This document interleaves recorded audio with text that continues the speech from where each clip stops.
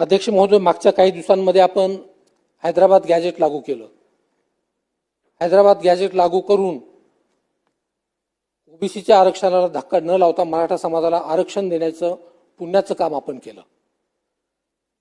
परंतु आता हे गॅजेट लागू झाल्यामुळं या गॅजेटमधील ज्या बाकीच्या नोंदी आहेत, जसं की वंजारा आणि बंजारा समाज, या दोघांच्याही नोंदी अनुसूचित जमातीमध्ये आहेत हैदराबाद गॅजेटमध्ये.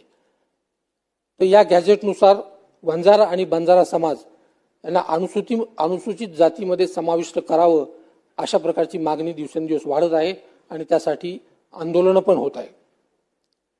आणि त्यांची मागणी खूप वाजवी आहे की आदिवासी समाजाला सध्या अस्तित्वात असणारं आरक्षणाला कुठेही धक्का न लावता आम्हाला तुम्ही अनुसूचित जातीमध्ये समावेश करा. माझी आपल्या सरकारला अशी विनंती आहे की आपलं फक्त एकच काम करायचे की आपला प्रस्ताव आपण केंद्र सरकारकडे पाठवायचा आहे. महाराष्ट्र शासनानं हा प्रस्ताव लवकरात लवकर केंद्र सरकारकडे पाठवावा.